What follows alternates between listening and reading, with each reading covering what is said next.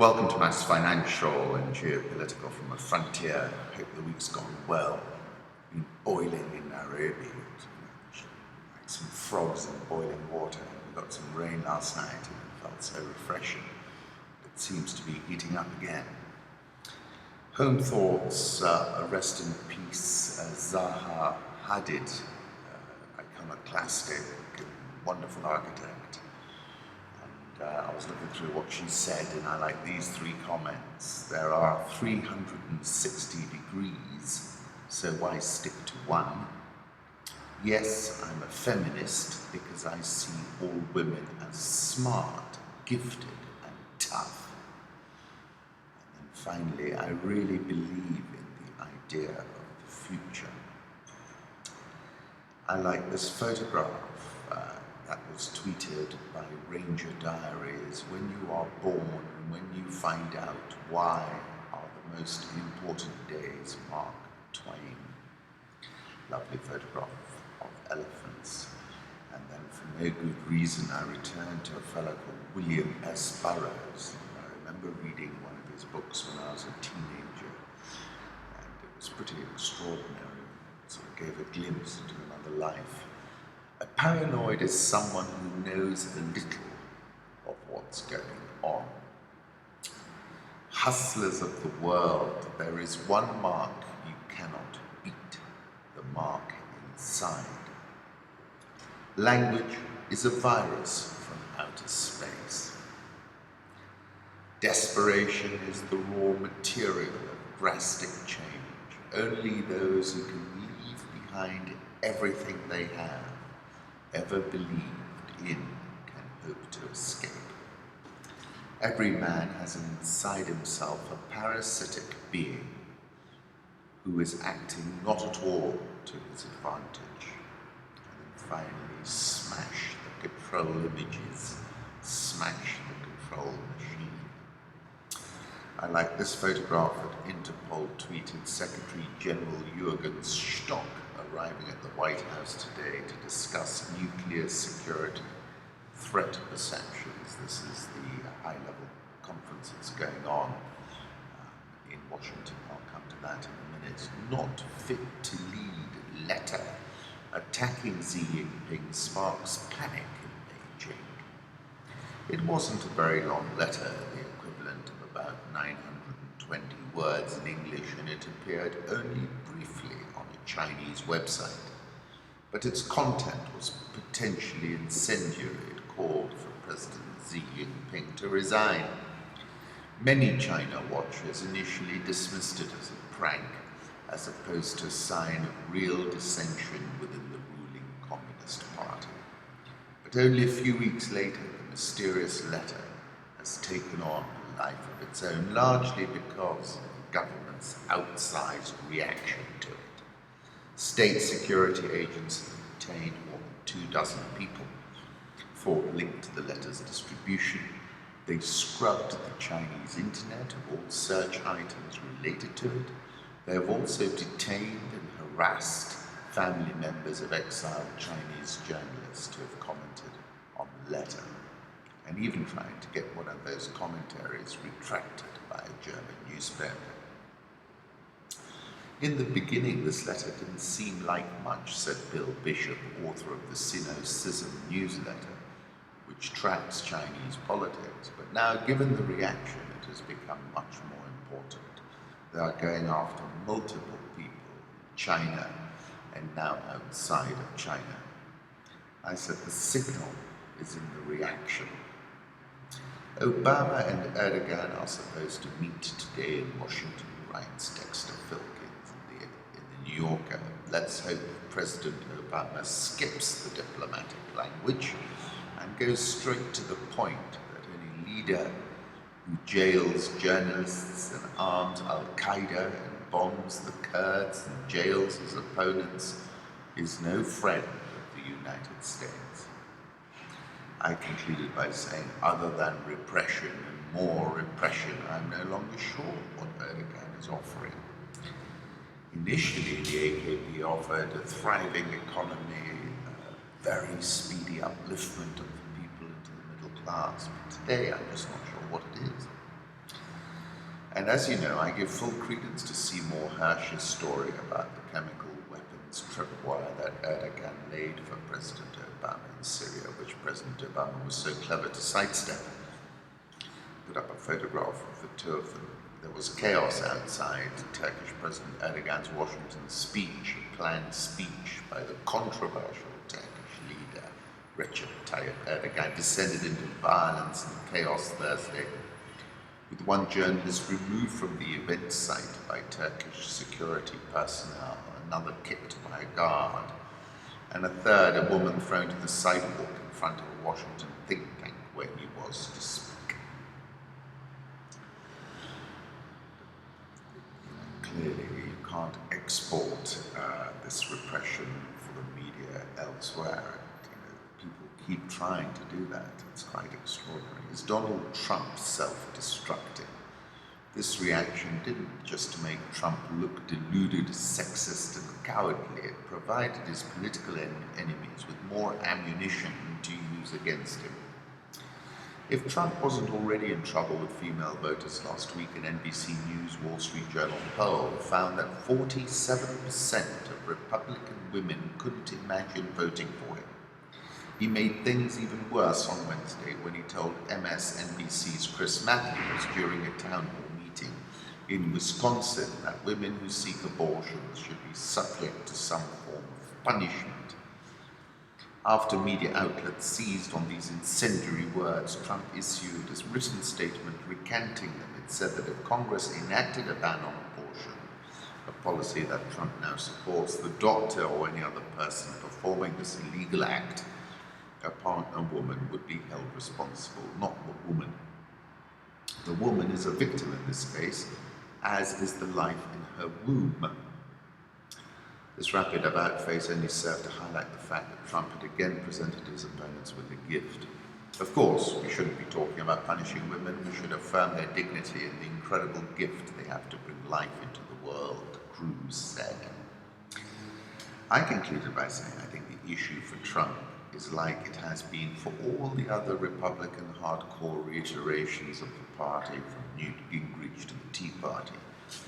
You can swing the steering wheel sharp right, but to win a general election for the White House, you have to consider a new demographic makeup of the US, much more Hispanics, or women being more important in the makeup.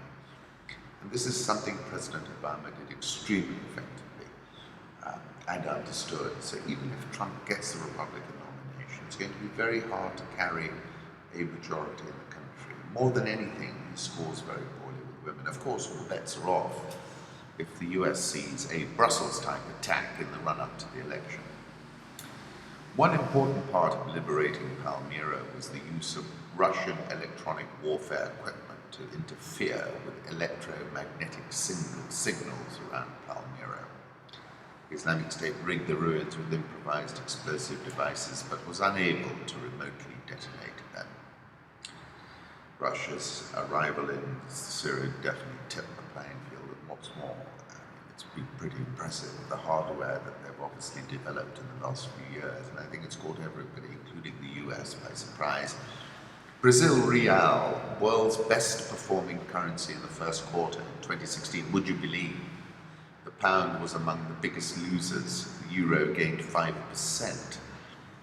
I said, the rand and the real are trading quite firm of late because the market senses that both South African President Zuma and Dilma Rousseff of Brazil look like their boats are shipping water now. Currency markets, the euro is at 113.80, dollar index 94.65, Japanese yen 112.28, Swissy 0.9606, the pound 143.30, the Aussie is at 0.7674, Indian rupee 66.338, South Korean won 1153.84, Real 359.18, Egyptian pound 887.51, South African rand 1474.83. So we've got to look at that all over again. Big rally, I think, in part because of the judicial decision, which seems to have inflicted some pain on President Zuma the day President Zuma steps down Rand is going to rally. Dollar index, I'll put up a one-year chart. Key area is just above 93 on this chart and is expected to hold. The FT tweeted yesterday, still climbing. Euro pierces 114 for the first time since October last year. This was the euro's strongest quarter in 5 years. I'll put up another chart. The key here is 114.50, and you can see why. We did spike through that last 12 months, but then came back down. The question is, can we push through that? I think that's going to be a little bit tough. Corporate sentiment in Japan has slumped to a near 3-year low, apparently. Holger tweeted, $2 trillion windfall in record debt rally. Germany's government bonds fared the best. A Chinese factory gauge unexpectedly jumped last month as stimulus finally started to kick in. Gold has had its best quarter in a quarter of a century. It's rallied $172, 16.3%. The last time it did a similar thing was in 1990. Crude oil, I'll put up a one-year chart, notwithstanding the dollar selling off, crude has not really made headway that you would have expected, and therefore looks extremely bearish to me. The Oppenheimer Blue Diamond, which carries an estimate of $38 million to $45 million, is the largest fancy vivid blue diamond ever offered at auction, set to go on sale May the 18th at Christie's in Geneva. It's named after its previous owner, Sir Philip Oppenheimer. The diamond, whose fancy vivid designation rates at the highest and clearest saturation color blue possible. Spot the difference. Venezuela today looks like Zimbabwe 15 years ago. They've written in The Economist, visiting a supermarket in Venezuela is like entering Monty Python's cheese shop sketch. Do you have any milk? The shop assistant shakes her head. Sugar, no. Coffee, no. Soap, no. Corn flour, no. Cooking oil, no. Do you, in fact, have any of the products that the government deems so essential that it fixes their prices at less than what it costs to make them? No. Saying this is hard cheese for the masses queuing outside in the hope that a truck carrying something, anything, will arrive.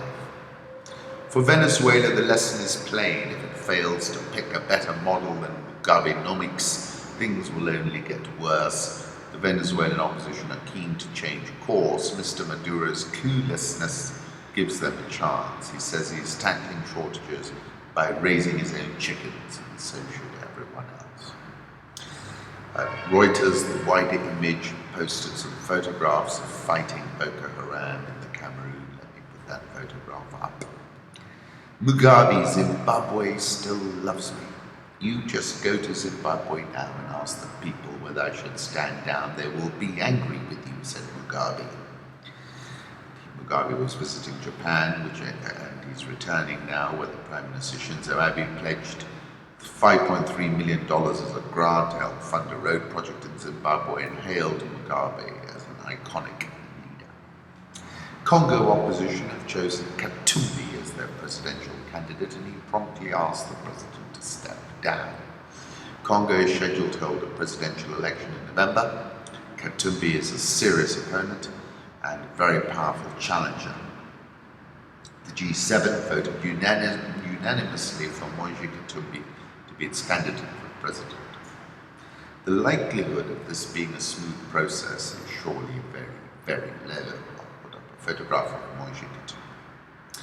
And then the New York Times' Jeffrey Gettleman has written an article headlined "Businessman and Dictator Face Off" as Congo lurches towards the abyss.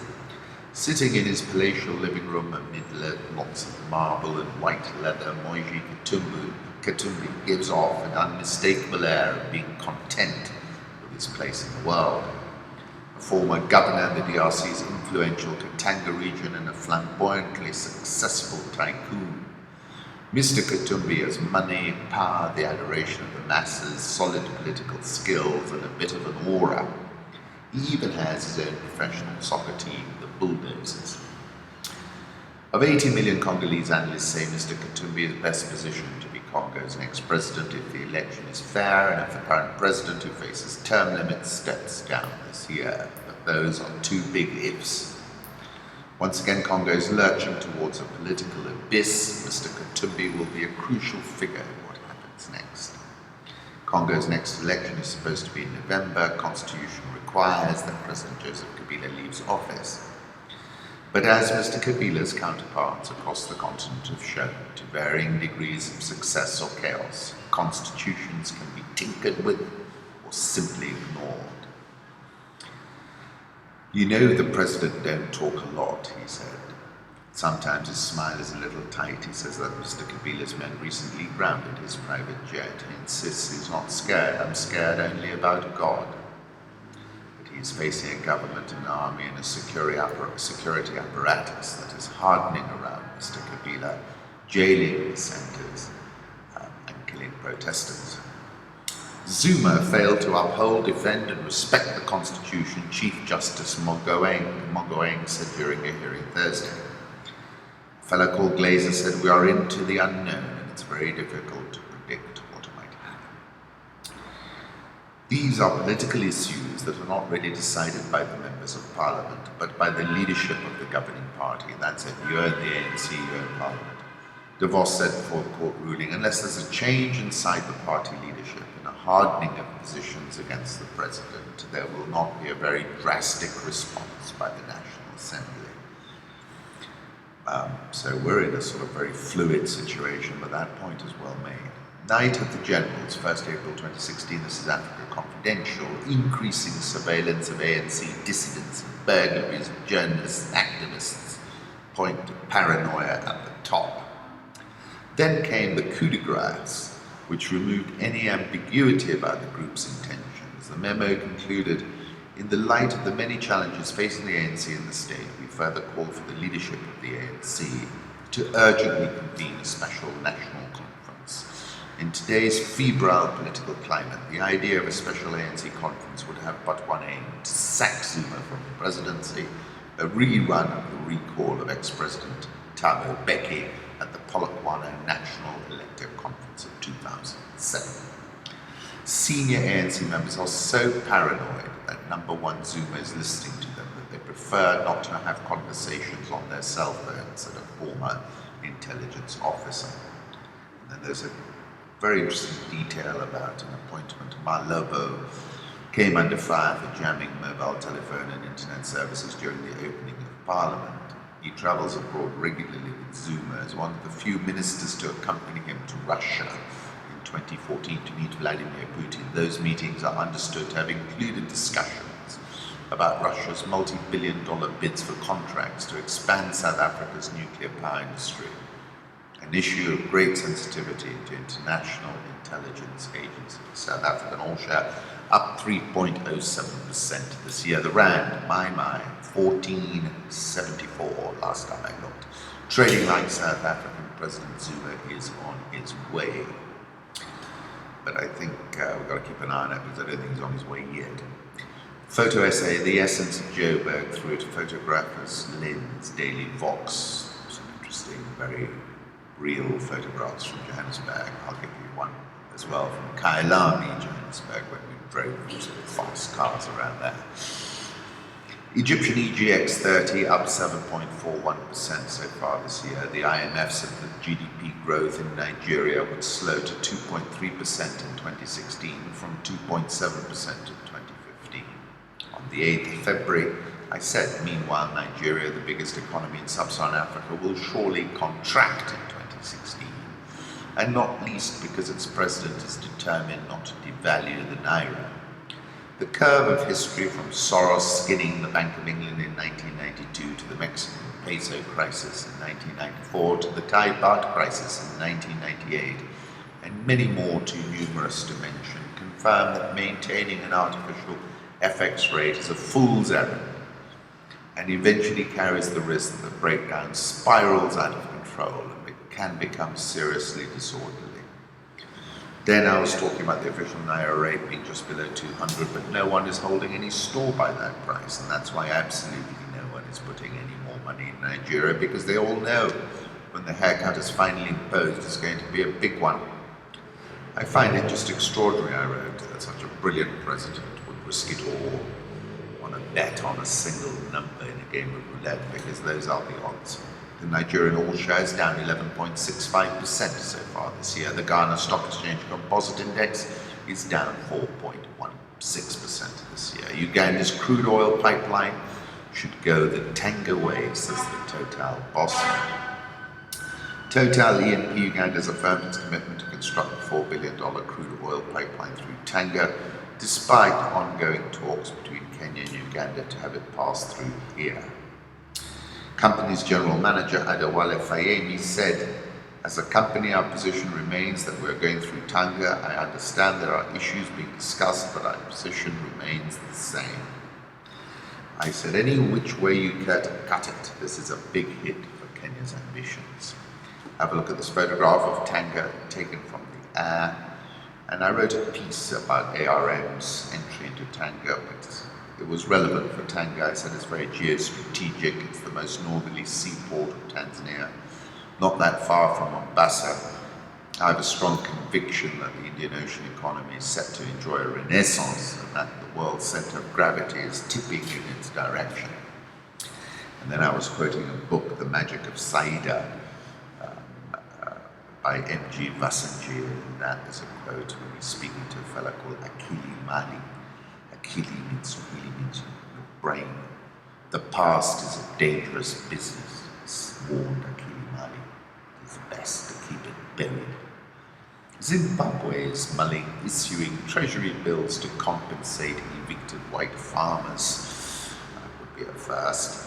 Yesterday, here in Kenya, we had the State of the Nation address by the President. The President could not make the State of the Nation address in Parliament for a full 30 minutes. MPs held a noisy protest in the chamber, blew whistles, shouted, waved placards, ignoring orders from Speaker Justin Muturi to behave with decorum. Some had to be dragged out shouting and resisting by parliamentary orderlies. Drama started the minute the President had to make his speech. About a dozen MPs jumped to their feet, blew whistles and removed placards from their pockets. Obviously, Crude had been watching the EFF and Julius S. Malema's intervention at the time in the South African President's State of the Union. I'll put a link up so you can watch it and see the similarities. However, I think the President was appraised of the possibility of such a disruption, and that's why he seemed to take it very much in his stride. And whilst, EFF have been phenomenally effective in their asymmetric responses in South Africa, precisely because President Zuma is a rogue president, it looked like poorly conceived copycat theatre here. Kenya's economic performance remains solid, with the growth rate expected to improve from 5.6% in 2015 to 5.9% in 2016. This is the World Bank. It is projected to rise to 6% in 2017.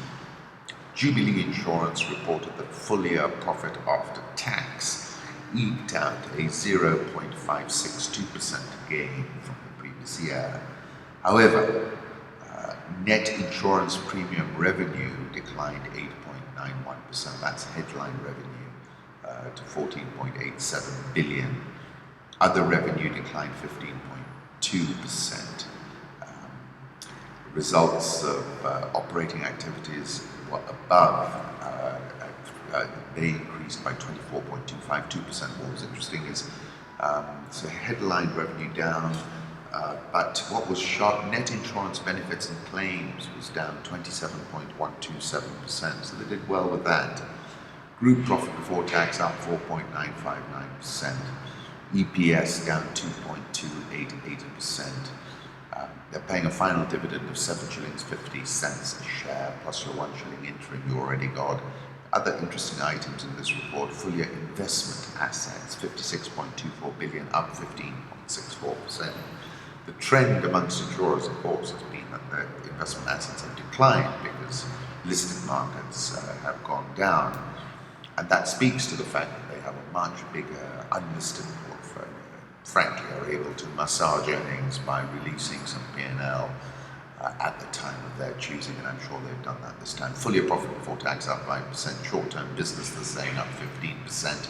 individual life business up 14%, medical business up 32%.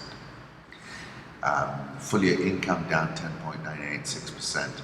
Jubilee, as I said, holds much more of their portfolio in unlisted securities than in the listed markets, and hence can smooth earnings more effectively. It's well managed on a trading P of 11. It looks just below fair value. Central Bank issued the latest update on Imperial Bank. They're looking for more time.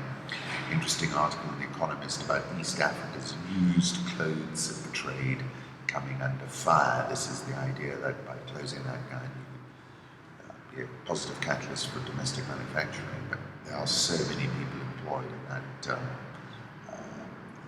that area that it's going to be very difficult to make that move. Like some photographs from National Geographic of Kenya. Kenya shilling at 101.45, 6-month highs. Nairobi all share up 1.19% this year. NSE 20 down 1.45% this year. Kenya Airways is to send home up to 600 employees beginning next month as part of a wider cost-cutting measure expected to reduce payroll by about 2 billion shillings annually. The share price is down 8.16% this year, but a few people are beginning to dabble in it, using better volumes, especially after the news of the government support program. Standard Chartered closed at a fresh 2016 high. That's run up 18.46% so far this year. EABL at a 10-week high. That's up 5.86% this year. National Bank closed at an 11-year low of 12.95. It's down again. Mauritius has announced that they've sold Rawat's 20.3% stake in Britam to existing Britam shareholders. Britam is down 17.69% so far this year. And that's it. I wish you a wonderful weekend. Hope to pick it up again on